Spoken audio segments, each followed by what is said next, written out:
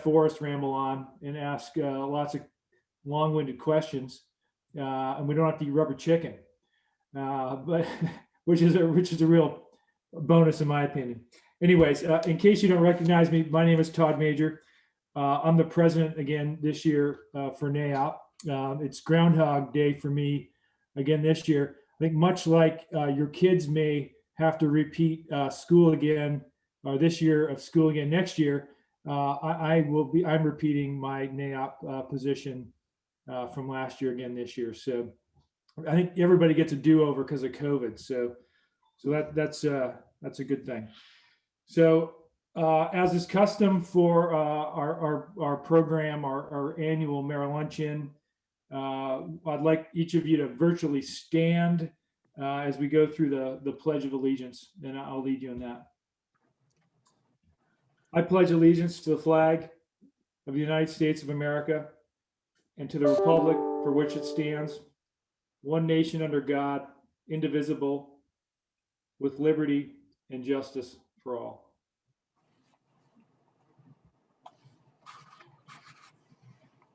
I'd like to personally thank all of you and everybody on this call for your continued commitment to San Diego.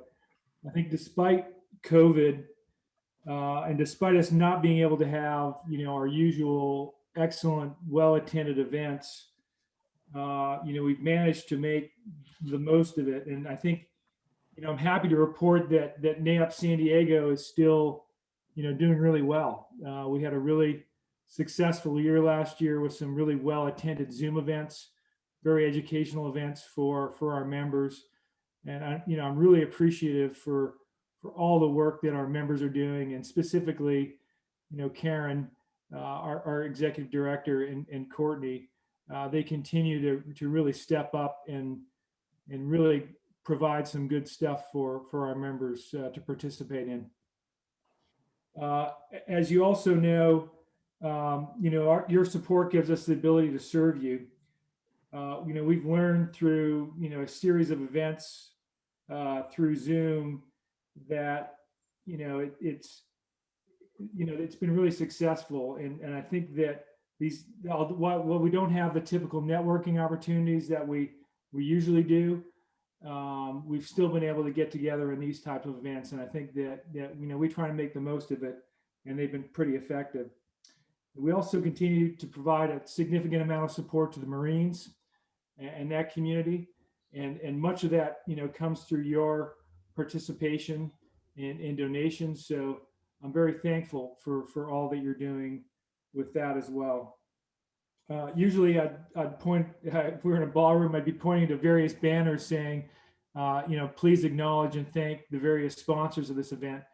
We provided the sponsors in our backgrounds today, but without those folks, we really couldn't be doing what we're doing today. So take some time to maybe acknowledge those folks. They're significant. They significantly support what we're doing, and I'm very appreciative of that. So let's move on to the main event, the reason why we're all here, Mayor Gloria. For some ground rules, we will have the opportunity to ask some questions, and we're going to do that towards the end of the event. I've got several questions that pre-prepared questions that I'd like to discuss with the mayor. Could this more as a discussion, more of a conversation about what the mayor's vision is for the city of San Diego, and how we're going to work together as a real estate development community with the mayor to help advance our wonderful city. Lots changed over the last year. We have almost an entirely new leadership at the city council level, as well as the mayor. Todd Gloria was elected mayor this past November. He is the 37th mayor of San Diego. I think as an industry, we've known Todd for some time. We've worked with him on many issues over the years. Prior to being elected mayor, Todd represented San Diego as assemblyman for the 78th Assembly District. And prior to that, on the City of San Diego Council for the 3rd Council District, which includes downtown Hillcrest, Mission Hills, and Uptown.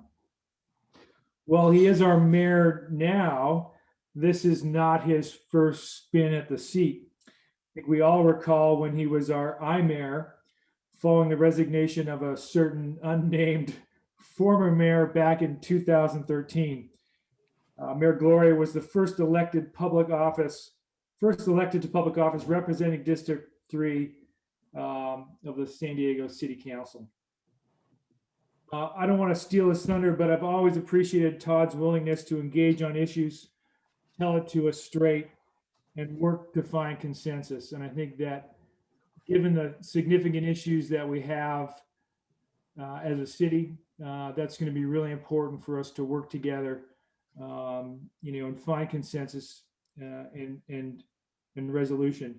His efforts in the assembly to work on ways to accelerate and expedite approval of housing under the premise that the current process only hampers the state's ability to meet its housing needs and compounds the high cost facing residents.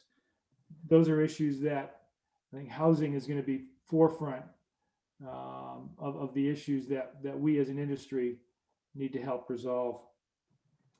There's plenty more to share, and which I know we're all interested in talking about, but I think that really we're here to listen to the mayor discuss his priorities. So without further ado, I'd like you all to welcome Mayor Todd Gloria to our annual NAIOP Mayor Luncheon.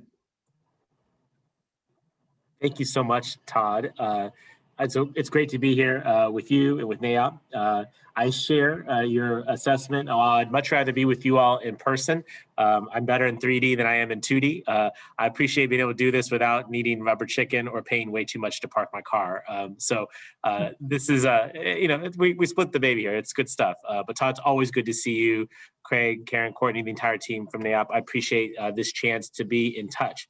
You can imagine it's a difficult time to lead a major American city, not for all the obvious reasons, which I'll get to in a moment, but just for the inability to kind of connect, right? At a time when you need us to understand, us in positions of leadership to understand what's going on in the community, we're further apart than we are normally. And so I appreciate this chance through a virtual environment to be able to connect. And I'll keep my comments relatively brief. I do want to kind of give you a lay of the land of what we've been working on in the 62 days that I've had the opportunity to be your mayor, at least this go around, and then leave plenty of time for questions. And Todd, I'm glad you got some pre-prepared ones. Happy to talk about really anything that's on folks' mind. Again, I recognize the times we're in where you really want to hear from leaders. What are you doing? What are you thinking? How's that going?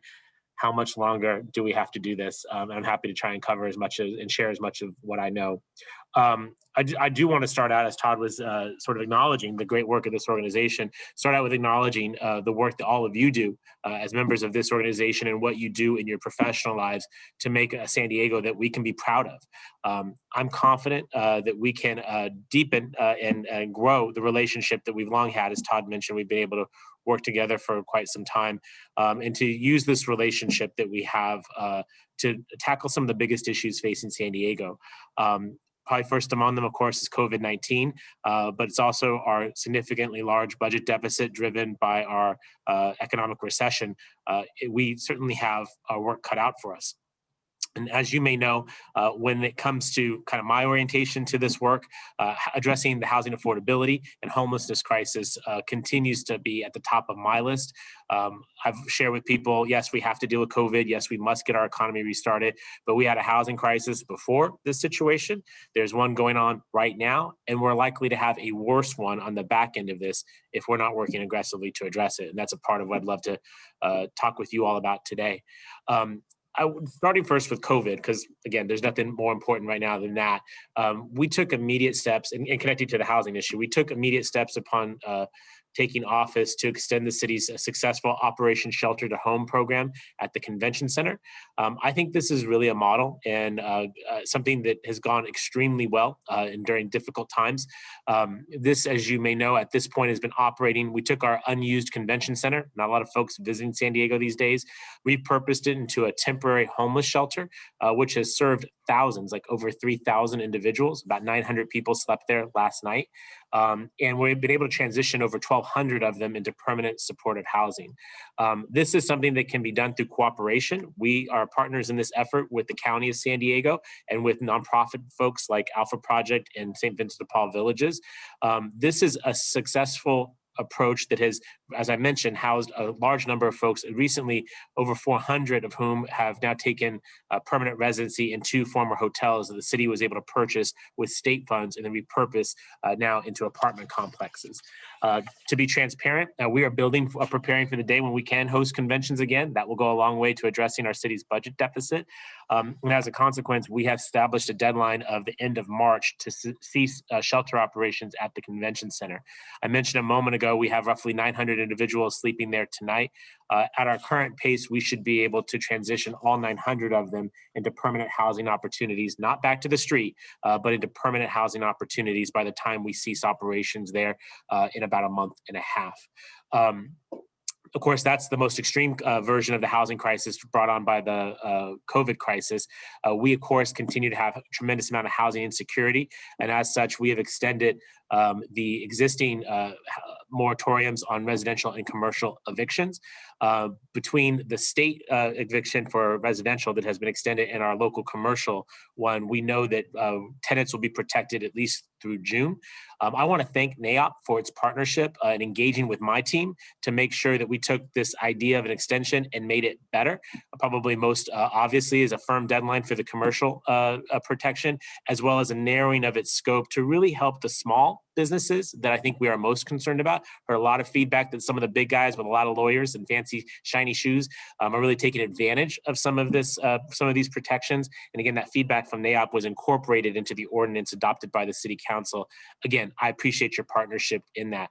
Now, a lot of you say when you hear about these moratoriums, how am I going to get paid? And that's a fair question. When I got back to City Hall, some of you may have heard some criticism about the fact that I've spent my career in government. I don't think that's a bad thing. What it does is make me, I think, good at leveraging relationships that benefit San Diego. We put together the best government relations team that I think anyone's had in the mayor's office. And we have now successfully pulled down about $90 million into what will be a relief fund for those who are behind on their rents.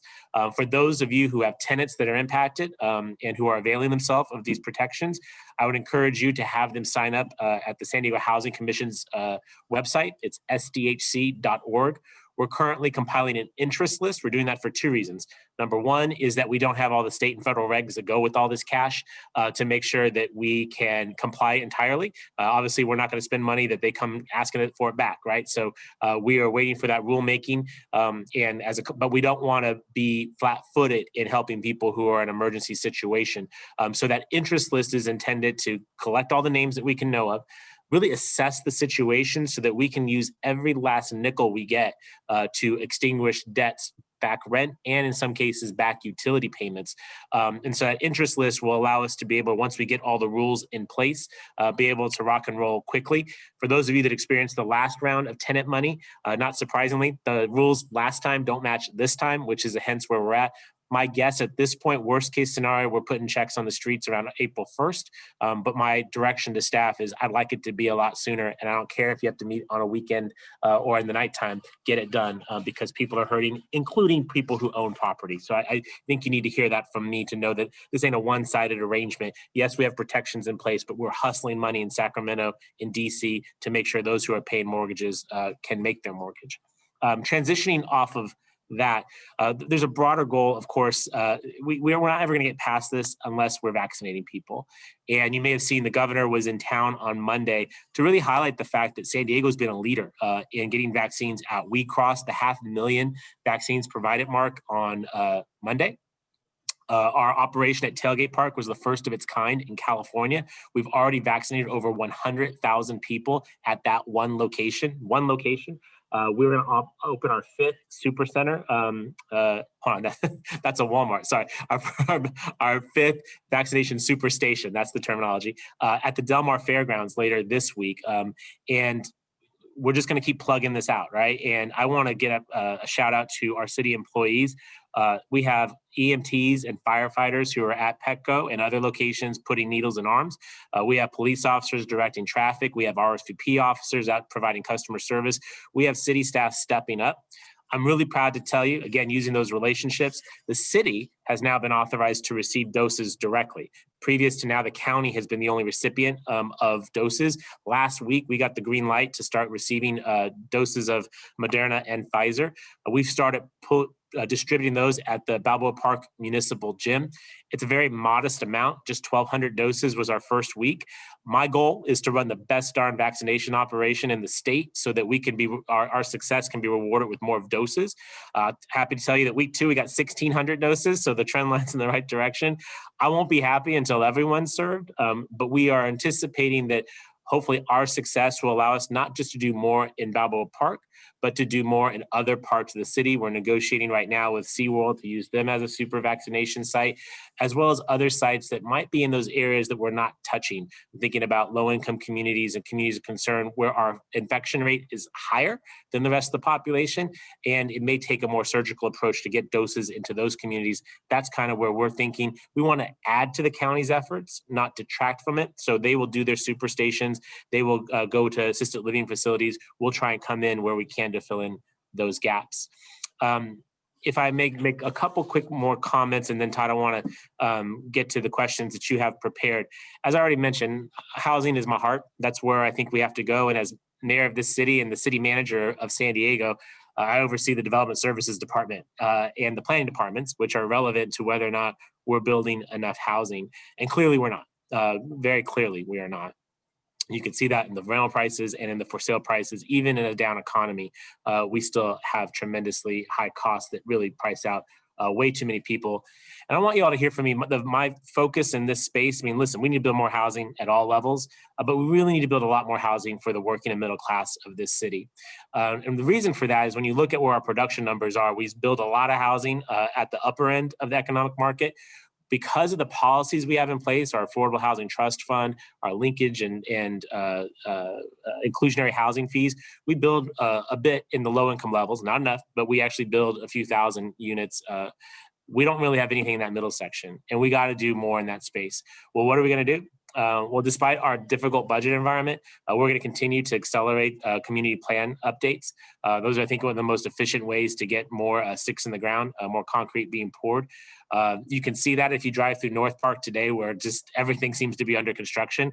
The council adopted a new community plan for that neighborhood in 2016, and the proof is now in the cranes that are over that neighborhood. We need to do a lot more of that. We're going to update a few more plans this year. Probably the next on deck will be Barrio Logan, but we'll also have plans in Claremont, Mira Mesa, and other communities that are working through that process. And my direction to staff is this is faster than when we did North Park, but I want us to do even faster than what we're doing in Claremont and Mira Mesa. Again, recognizing time is money, and those plans really set the baseline for being able to get community consensus to move forward with projects. I want to bring some more creativity to this. One of those ways we're exploring right now is we have two problems at the city: not enough housing and some really schlocky old infrastructure. You've seen it at your public libraries. You've seen it at your tired firehouses. You know, when we talk about building more housing, very commonly the neighborhoods will say, well, what about the infrastructure? Well, I'm thinking about a two birds, one stone approach. We want to offer the opportunity to take some of our existing assets like a branch library and build a new one on the same site and put housing on top of it. Same is true for firehouses and other places where we can leverage public assets and land to get more units into neighborhoods while simultaneously putting in the infrastructure that increasingly makes other private sector development more acceptable to a community. When they see the fire station is being expanded, more rigs and more personnel will be there, they're more apt to be accepting of that new housing. And I think that's a strategy where we can be a good partner where that's concerned. Other financial tools we're working with, I'll come back and update you on another time, but we're just trying to find every tool in the toolbox to really juice up production, particularly getting that working in middle class. For everyone who earns a good wage but can't afford the market rate stuff, but earns too much to qualify for any of the subsidized programs that we provide, that's our focus for this administration. The last part of that development piece, of course, is the recognition that if we're not issuing permits, nothing's getting done. And I imagine a lot of you have feedback on that process. Some of you have already been in touch with me about that process, and I'm taking your opinions to heart. I tell you that I have extreme confidence in Elise Lowe and Mike Hansen, who are heading both our development services department and our planning department. They get it. I think they're innovative, and I think that they need to be backed up. They've heard very clearly from me. If you're working hard, following the law, and using common sense, I will have your back. No one's going to get their head chopped off in public for doing the right thing, which I say is building more housing. And so I'm hopeful that we can help establish what I would like to think is a culture of yes. I think a lot of you have been told no over and over again when at City Hall. And I think particularly in the time we find ourselves in right now, we need to say yes a lot more, because if we're not, that's the difference between someone getting a job or losing a job, a business staying in business or going out of business. And so Mike and Elise both understand that, and understand that we want to see greater production. They've, like all of us, it's been a heck of a year. If you moved into 101 Ash and then got moved out right away, you'd understand you've had a tough year on top of COVID. But these folks keep showing up to work and doing good things. Lastly, I would mention in the space of policy and regulatory regulations, opportunities like Measure E and its successful implementation going forward, the adjustment of the coastal height limit in the Midway community, as well as initiatives like the Complete Communities. We have adopted the housing and the mobility parts of that plan, but we have yet to adopt the park master plan component. I'm hopeful that we can get that done in the early part of this legislative year with the council. So that's a lot to throw at you guys. That's a good state of affairs. I will just tell you from a budget perspective, before all of you got on the call, I was asking Craig Benedetto if he had about $150 million that he could throw the city's way. That's roughly the size of next year's budget deficit. We actually have a budget deficit that's opened up in our current fiscal year of $84 million. So 84 plus 150. I wasn't a math major, but that's a big number. And you can't find that kind of cash in the cushions at City Hall. In fact, I need you to hear from me very directly. We don't have a spending problem at City Hall. When you look at what we have budgeted in terms of our spend out of our $1.5 billion general fund, we are within $300,000 of our budgeted expenses. We are just massively off of our revenues. And that's the fact that as I look outside my window here at City Hall and I see the hotels around here, they're empty. And we don't have people paying the tourist tax. And as a consequence, I don't have that money. If you're praying people, I'd ask you to pray for the president and for Congress to pass an additional relief bill. The relief bill that was passed back in December actually excluded cities from relief. States got some money, school districts got some money, but cities didn't. This latest version proposed by President Biden includes about $350 billion for cities. This would go a long way for making sure that I'm not having to cut library hours at a time when people need those computers in order to do online learning or apply for jobs, that we're not pulling back on those firefighters and EMTs that are in neighborhoods giving vaccines at the moment, that we don't have to cut at a time when we actually need to do more for the community. If that doesn't come through, I'm prepared to make the reductions necessary to balance our city's budget. It's required by law, and I will always follow the law. But I'll tell you that we are at a very much a fork in the road, and I look forward to coming back to you all soon to tell you how we balance this books at City Hall. Fiscal discipline has to be number one. If you have a fiscally irresponsible city, we're not going to have a business-friendly city, and so one requires the other. You can count on me to get that job done. So, Todd, that's more than enough of a brief. I think that leaves us plenty of time for questions. So, can I toss it back to you? That's great. So I think what we'll do is I'm going to ask a few questions and then we'll follow up. If everybody can just provide questions in the chat section, we'll include those and incorporate those into the questions we're asking Mayor Gloria. So Todd, I want to build a little bit on some of what you touched on, specifically, I think the budget in COVID, because I think that those are two issues that are really hitting home right now at the city level. So given the impact, during the pandemic to hotels specifically, I mean, TOT revenue is a big piece of this puzzle. Yeah. And hotels are all but near shuttered. I mean, restaurants have been hobbled, and office buildings are essentially ghost towns.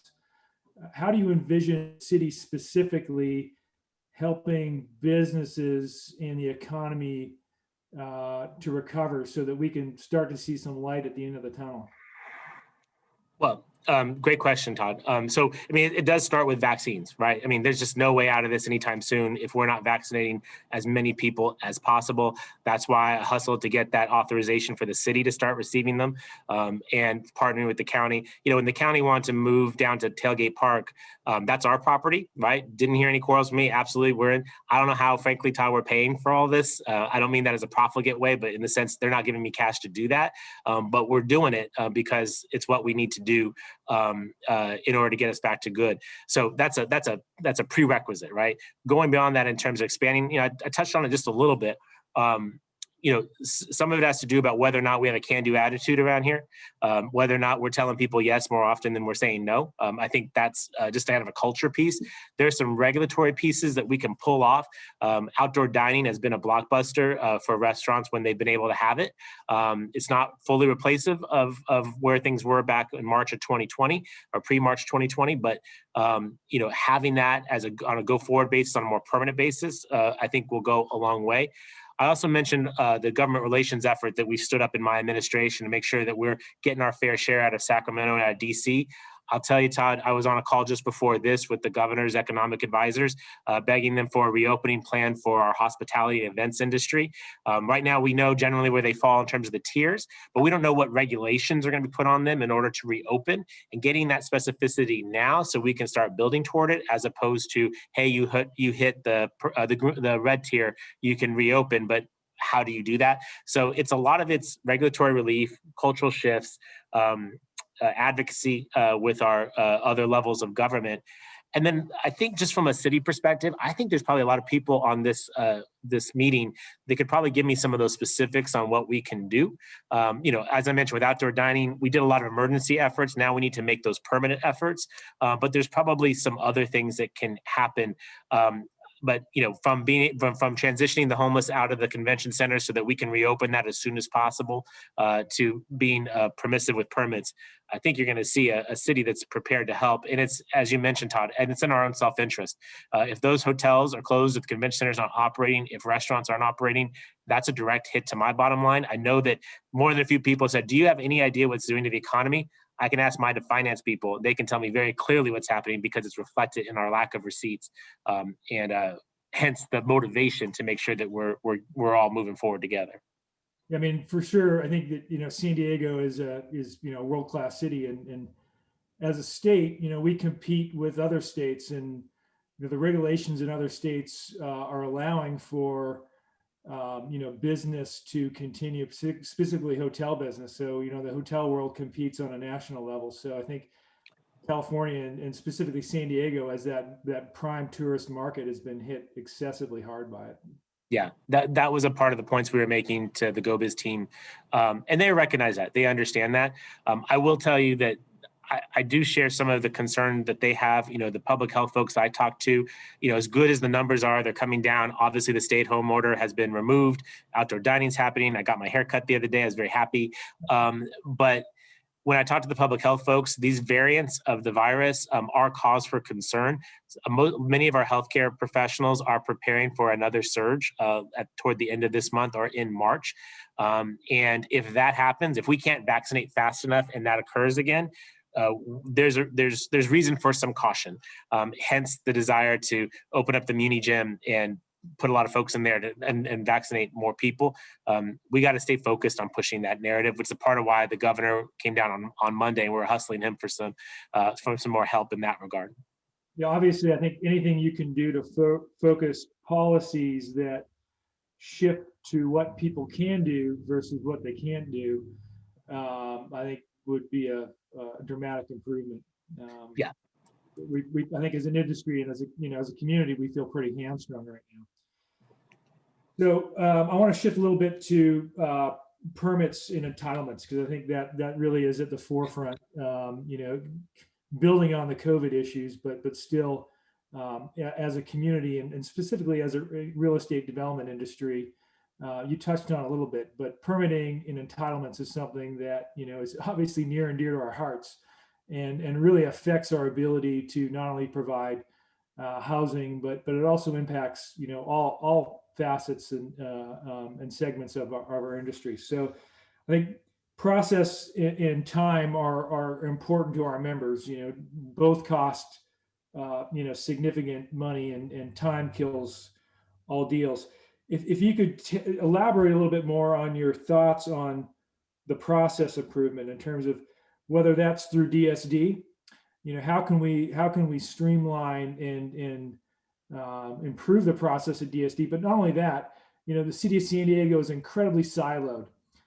We continue to have Public Works, PUD, all of these other facets of the city that don't necessarily communicate on a regular basis with DSD. So we'll get a project approved, and then we'll be off the races, and then we'll hit stone walls through either the building permit process or through the inspection process or Public Works or whatever it may be. Yeah. Can you speak a little bit more and elaborate how you're going to bring some of those departments together in some fashion and try and streamline that process?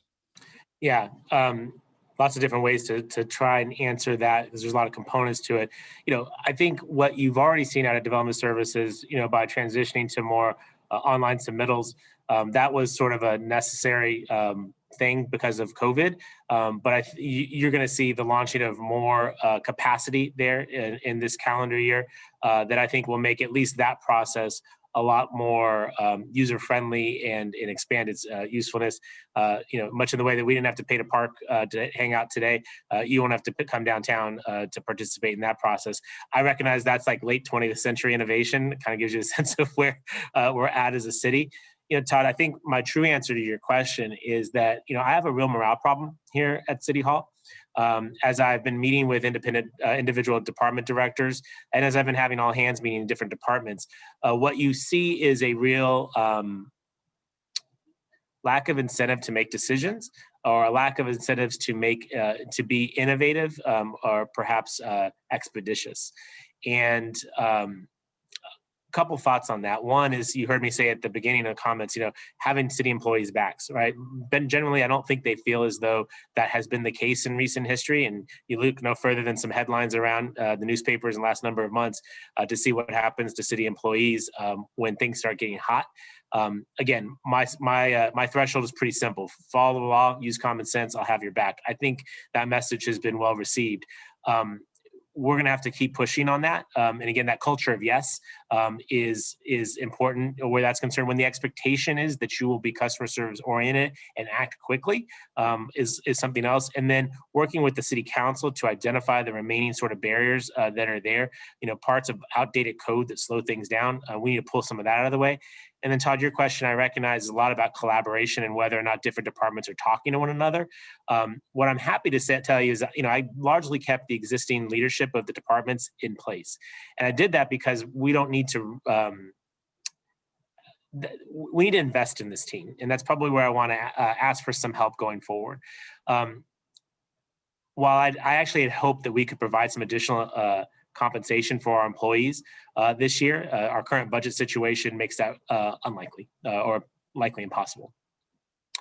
Right now, I'm one of the lowest paid payers around. When you look at what we're compensating our employees, and this is where I have to always do some education. I want you all to know our employees do not get Social Security.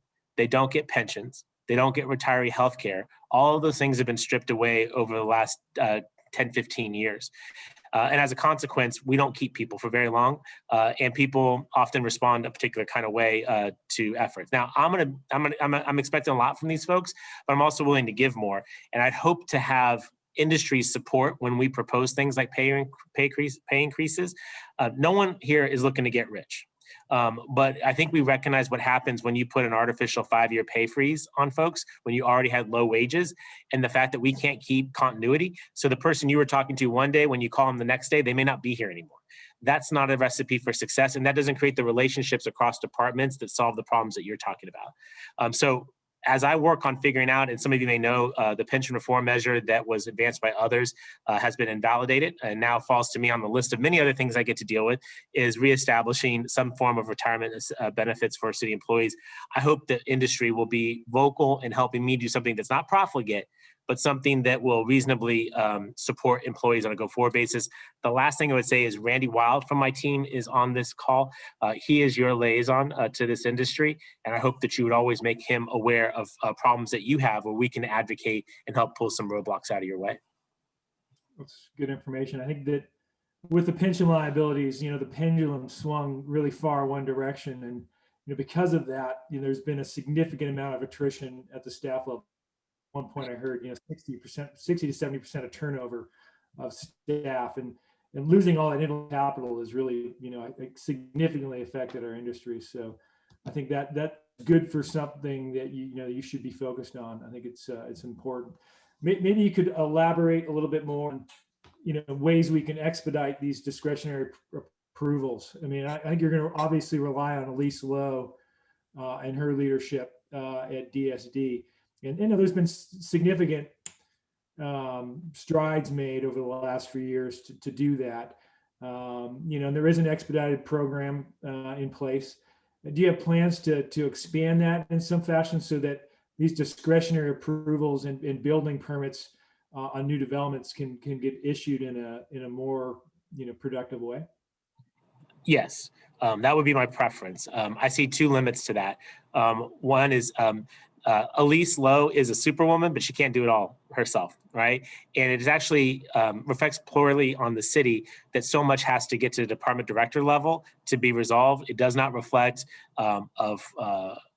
the technical and functional capabilities that we need to have to be permitting in the 8th largest city in the country. So the first challenge for her is resources, right? Her attrition of employees just to sort of brain drain loss kind of stuff to our inability to recruit becomes problematic. And so a lot of vacancies, it's just bandwidth, right? And she can do a lot, but she can't do it all, and she shouldn't have to do it all, right? So trying to plow more resources in that direction, difficult to do because again, we have a humongous budget deficit, and two, industry's not looking for a lot of fee increases, right? I mean, this is not the time for that. So we're going to have to, understand that this is an iterative process and work in that general direction. The second piece to this is, of course, whether or not something is discretionary or ministerial, right? And, I do sense an appetite amongst the council. They recognize how time is money, and they generally seem to be in favor of more housing and more tax base. So the question is, how do we do that, and what are they willing to sign off on? I think some good efforts were started under Councilmember Sherman, former Councilmember Sherman. I've heard from Councilmember Whitburn, who has taken over leadership of the Land Use and Housing Committee, a similar desire for supply side solutions. Actually, I've also heard from someone like Joe LaCava, who, frankly, I didn't know if he would feel that way, but he's interested in picking up some of those initiatives as well. So I think the policy reforms will come. Those are never as swift as I'd like, but I think there's ability there.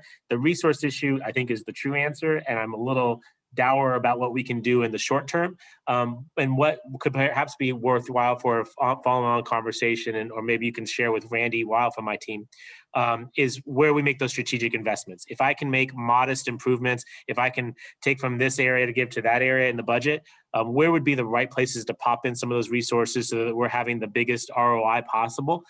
That kind of feedback from industry would be beneficial. In a time of austerity, we have to use our dollars extremely wisely. And I do understand, again, what is the best economic development tool I have? It's the Development Services Department. It's good comments. So I think to elaborate on that a little bit, I think,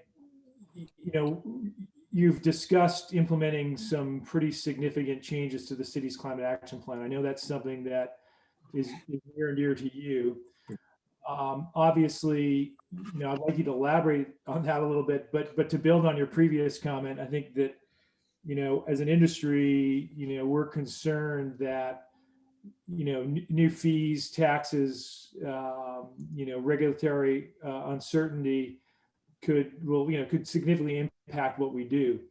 So, having that open dialogue with you, I think, is going to be important. But maybe you could elaborate a little bit more on your thoughts about the Climate Action Plan update and your thoughts on sustainability and whatnot.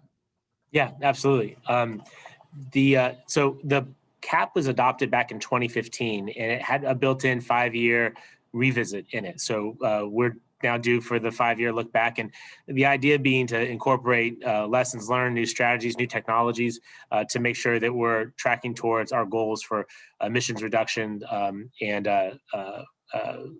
other environmental benefits.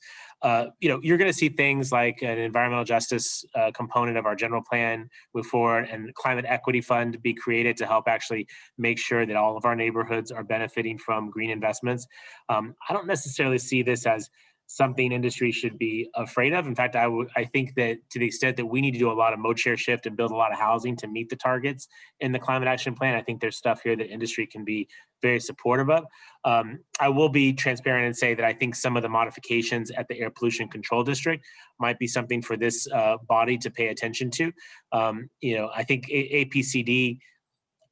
Listen, if your air pollution control efforts are basically passing out free electric lawnmowers to a lot of people, you understand why we have the sixth worst air pollution in the country, right? And so I did a bill in the legislature to reform that. The city of San Diego now has seats at the table at APCD.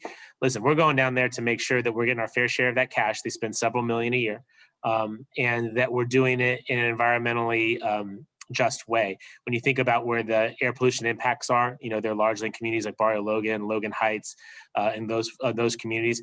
To the extent that those communities have not seen, I think, their proportional share of improvement. But that's really about cash. I think that obviously a different board might have a different attitude on regulation. And so I share that, again, in a transparent manner. That's an area of change. The status quo has been disrupted at that site. The new board was seated earlier this week. And I would encourage members of this organization to make sure you're interfacing with those board members to understand what I know, which is there's a balance between these things as we meet our sustainability goals, which I think generally everyone agrees with. The question is, how do you do it and over what period of time? That would be a good place to spend some time in 2021.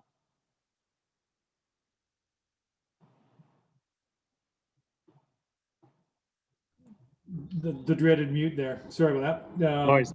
So what are your thoughts? There's been some discussion lately about cities going beyond already aggressive standards at the state level.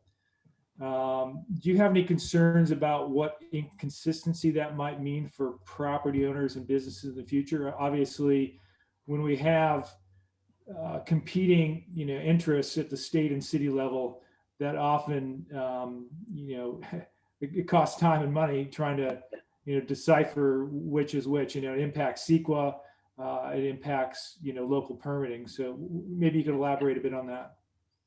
I could try. Do you mean from a sustainability standpoint, or just in general the differences between state and local regs?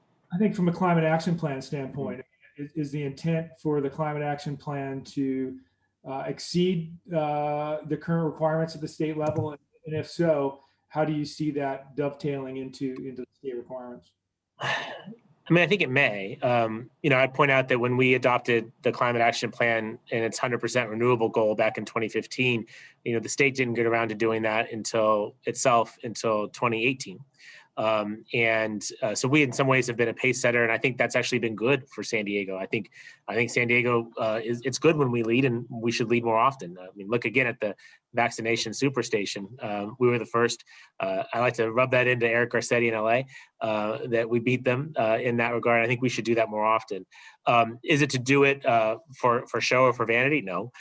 Is it to do it to make sure that we, are leading on this stuff? Yeah, I think we should do that. And I think the Biden administration increasingly is going to demand that we do that. So I'm comfortable with us being aggressive in our targets, but that's always within reason, right? I mean, that's a part of why we put that 5-year check-in in the climate action plan. I'd like to hope that, maybe we've been too modest in our goals, but I recognize in some cases we may be too aggressive. And if that's the case, then we'll need to adjust accordingly. These adjustments will be made, or this update will be made with full participation from folks from all parts of our community. And I suspect I'll be hearing from NAIOP, and I hope and I welcome that. We want to do something that's achievable. Preserving our natural climate and natural resources here, it's critical to our brand. It's a part of what sets us apart. It's our quality of life. So I think, again, this is an area where I think there's consensus. How we get there is always the question, and your input will be important in doing that. Yeah, we want to be here as a resource to you. So please lean on us heavily. Our members have, I think, some pretty strong opinions, but also some significant experience in terms of how these can be both implemented and impact future development. Yeah. So I want to touch a little bit about on housing and housing affordability. You spoke a little bit about it earlier. It's been one of your main focus areas, which I think is important, really. And we're on the precipice right now in San Diego, to become a true leader in life science. And with that, with the increasing jobs, it comes increasing pressure on housing at all levels. So it's something that we definitely need to address. Um, could you give us some more thoughts on your plans and proposals for affordable housing, or just housing in general? I think that obviously as an industry we'll want to participate in that, but perhaps you could elaborate a little more detail on how you foresee some of these housing issues being addressed, both in the near term and the long term. Yeah. Well, the near term is, successful implementation of complete communities, which, as you know, has a host of incentives that are in there to boost housing production. It's filling it in with the infrastructure. The mobility piece of complete communities, as I mentioned before, has been adopted. The park part has not yet. I think that's really critical. Just for folks' information, the city, well, because you pay many of these fees, the city has feed a lot of developers. We have those monies in our treasury. They can't be used for the general fund or our budget deficit, but they're just sitting there. And getting those dollars out into the communities is pretty important. The updated Parks Master Plan may help us do that. And it's much like that idea of trying to do the two birds, one stone, the updating city infrastructure, utilizing city land to build more housing. If we can put more of that infrastructure out in the community, I think it will help facilitate more housing production. Those community plan updates are pretty critical. But beyond that, what can we do? As I mentioned before, the speed of those plans. The North Park Community Plan took 8+ years to get done. These current plans are taking 2 to 3 years. I think we can bring that down even further, and it probably will necessitate a citywide EIR for these plan updates, which is a tremendous amount of time and cost savings, I think, for everybody involved. So I think that's the direction I'd like to move toward. And then beyond that, listen, we're going to have, I think, opportunities to make modifications to our policies here that, again, would intend to facilitate more housing development. I think the question often is just cash, right? How do you pay for the infrastructure that's necessary? How do you provide the subsidies to get the rents where they're actually affordable to folks? And whether that's putting in land, like we've had, like the idea of the library with housing on top, or in the Midway area with the sports arena site. I think you see us contributing land to some of these deals. Regulatory relief in the form of increasing the height limit in that community or increasing the density in other areas is some more of that. I sought out a position on the board of SANDAG. I'm the vice chair now of that organization, with the expressed intent of recognizing that infrastructure has to follow the housing, or vice versa. It doesn't work. Making sure the $1.5 billion they spend annually is focused on where our housing needs are. If there's communities that are not willing to accept additional housing, then we should focus those limited infrastructure dollars in the communities that are willing to accept it. And then I think you're also going to see us be very aggressive in Sacramento, kind of going to the last point you were making, Todd. Sacramento continues to try and nibble around the edges for boosting housing production. So many of these bills have been unsuccessful, but what I know about that process is, if you fail 3 times, you'll probably be successful on the 4th or the 5th.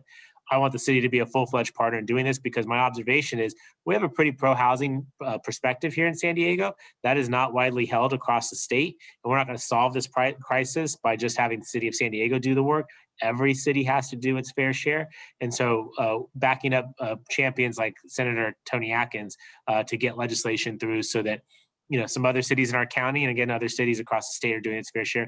I think this is what will ultimately get us closer to where we want to be, recognizing housing will always be scarce. We have 40 million people in this state, and we continue to grow. Even in years like this one, where we had the lowest we've recorded in quite some time, you're still adding tens of thousands of people on an annual basis and still producing barely half of the housing that's necessary. We got to build a lot more. It isn't just in San Diego, it's in every city. So one quick last follow-up question. I think building on the SANDAG in a kind of MTS mobility type question. So SANDAG has a pretty grand vision for the central mobility hub. Yeah. You discussed this in your State of the City address. That plan is certainly grand, as Tom Turner refers to it, but it does raise some pretty significant questions about feasibility, practicality, affordability. what are your thoughts on that ambitious plan, and maybe a little bit how that segues into the Midway area, and how that may help solve some of the housing issues. Yeah, absolutely. I appreciate you bringing that up because I feel like I'm the one that always has to bring up this NAVWAR, SPAWAR facility. People tend to pay a little more attention to the sports arena. They're really excited about SDSU West, but they're missing that one, which is admittedly grand. And I'll take, I like Michael Smallins a lot, columnist in the UT. His column today really gives a long inventory or list of what's going on, and there's a lot going on. But he seems to suggest, at least in the headline, that by thinking big, it's a bit scary, and I disagree. There's no fear here. We have to. We got to think big. I see Craig's comment about Riverwalk. Yes, Craig, also Riverwalk. That's also a good one. There's a host of Ballpark, Tailgate Park. I mean, there's a ton of projects online, and that's good. In the case of SPAWAR, I don't mind thinking big. This is going to be a critical year for that because, as you may know, we're updating the regional plan for which the 5 big moves is probably what some people have heard. That's the same, and it hasn't been adopted yet.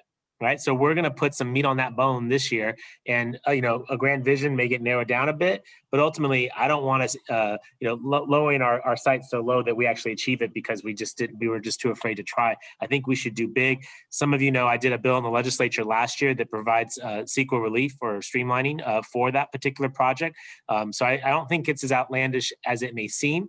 I'm very confident the Navy is going to get their new headquarters at that site. We have to preserve the 5,000 plus good jobs that are on that site. Those are not Navy on ship jobs. Those are Navy behind a keyboard jobs, and those are jobs that are risk to going to other communities. And I ain't letting anyone take those jobs from us. So that's why we got the legislature to provide that relief. I think that will come. The mobility hub and the accessory development. Yeah, it's a heavy lift. It's going to require some really difficult conversations with people in Mission Hills whose views may be modified. But the long-term challenge of what we're trying to address in terms of mobility, housing, job creation is a part of why I think to date everyone's been willing to, has not said no. They've all said, tell me more. And so that conversation is really positive.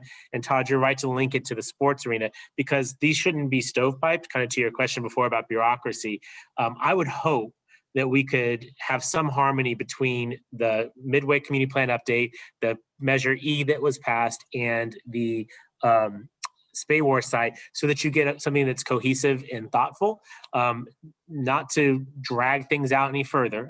But I think that there's a way to make sure those all are harmonized so that we don't have a traffic nightmare in that particular direction. And can I just put in a plug here on the fact that whatever we build on all these sites, it better be beautiful. It better be amazing. It should be iconic because if we don't, no one's going to let us do anything else anywhere else. Right? So there has to be maximum public benefit with good design that actually solves problems like housing affordability, traffic congestion. If we don't meet those marks, I fear that we won't be able to do more big stuff. And as you're hearing me very clearly, I believe we're a big city. We are, by definition, we're the 8th largest city in the country. We need to act like it. And the Midway area really provides us an opportunity to really live out what we are, which is a big world-class city. Thank you for all your time today. We've covered a lot of ground in an hour, which is I think one of the benefits of the Zoom format as opposed to meeting in person is you can really cover a lot of topics pretty quickly. So I sincerely appreciate you providing us with an hour of your time today to really get into the weeds on some of these issues. I think as a trade organization, NAIOP is here to be a resource to you. Our members represent some of the most prolific members of the development community in the city of San Diego, and we really want to be here as a resource to help move the city forward. We share a lot of common goals and vision, but we want to do it in a way that we feel like we're building consensus and collaborating with the city. So whatever we can do to help move the ball forward, we're here to help. And I sincerely appreciate your leadership, Mayor Gloria. And you got some tough issues ahead of you. But as I mentioned, I think you're up for the task, and we're here to help. So thank you for your time today. I sincerely appreciate it. Well, Todd, I always enjoy hanging out with you. I certainly think two Todds are better than one. So thanks for this opportunity. And to NAIOP, thank you guys again, sincerely, for what you do. You heard, I've got a big vision with a lot of goals for this community. That's only possible in partnership with you guys. So thank you for your time. And I look forward to coming back again and updating you on more of what's going on. There's a lot going on in this city, but and we've got a lot of messes we're trying to clean up, but who better than the son of a maid and a gardener, right, to clean up this mess and get us moving forward. So thank you for entrusting me with leadership of this great city. I will not let you down. Thanks again for your time today. Thanks.